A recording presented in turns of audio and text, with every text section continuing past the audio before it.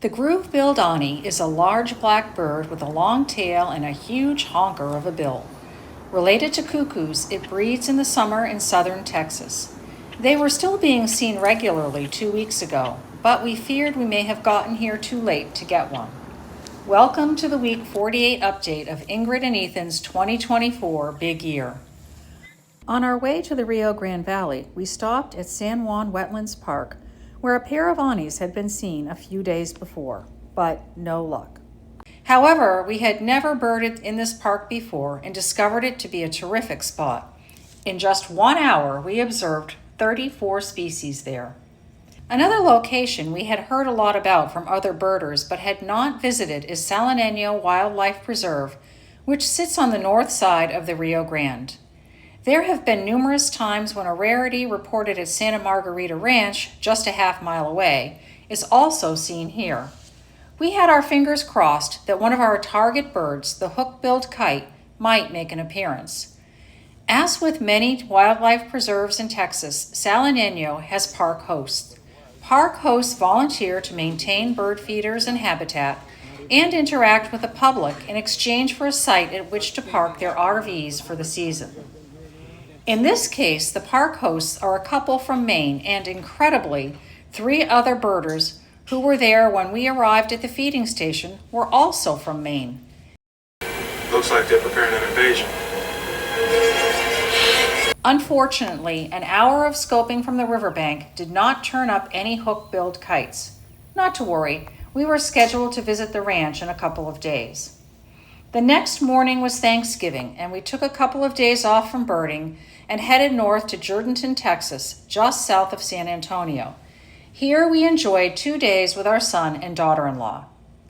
With full bellies, we returned to our number one mission, finding a groove-billed Ani.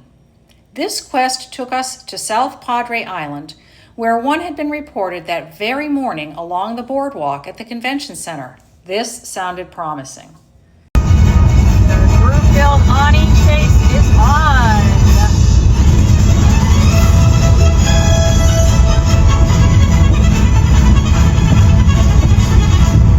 Texas is experiencing a drought right now, which attracts birds to any available source of fresh water. Our strategy when we arrived put Ethan on stakeout at the water feature while I walked up and down the boardwalk. After about an hour of searching, my eyes fell upon the Ani tucked among the leaves of a pepper bush where he was feasting on berries.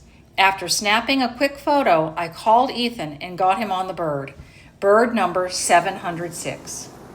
Every bird at this point is a lot of work, making us kind of miss January when we could look out the window and get 10 birds in 5 minutes.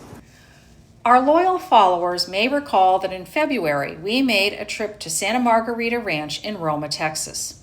The ranch is located along the Rio Grande and is traversed by the border wall, which is about a mile from the river. Here, all birding is done between the wall and the river. You actually walk through a door in the wall to get to the birding spots, a truly unique experience. We made this return trip with the hope of adding the hook-billed kite to our year in life lists. This kite is a Mexican bird that feeds on terrestrial snails. It is rarely seen north of Mexico. We began our day on the bluff overlooking the Rio Grande, the location from which the kites are most often seen. After a 3-hour wait, they took pity on us, came in and flew around the area before perching for this very distant photo. Bird number 707. We spent the rest of the afternoon at the ranch enjoying a return visit with many of the same birds we had seen in February, but got much more extensive looks and better photos. This was a real treat, as so many of these birds we will likely never see again. Add to this the joy of birding just for the sake of birding and not aggressively chasing one bird after another, and it was a fantastic day. This marks the end of the last planned trip of our big year.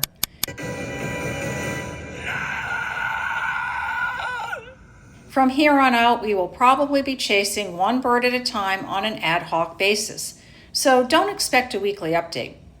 But at the end of the month, we will release a sweeping and highly overproduced recap of the entire big year. Mark your calendar, as you won't want to miss this epic event. A correction from last week's update. We erroneously stated that the ferruginous pygmy owl builds its nest in live oak trees. The owls are actually not that industrious. Rather, they cleverly allow golden-fronted woodpeckers to do the work for them, taking over their abandoned nest holes and reusing them. Thank you to our King Ranch guide, Janice Travis, for calling this to our attention so nicely. Thanks for watching this weekly recap of Ethan and Ingrid's 2024 Big Year. Remember to visit our blog at bigyearbirding.com. If you're watching this on YouTube, click the subscribe button. And if you want more of this silliness, we also have a Facebook and Instagram page. Happy birding!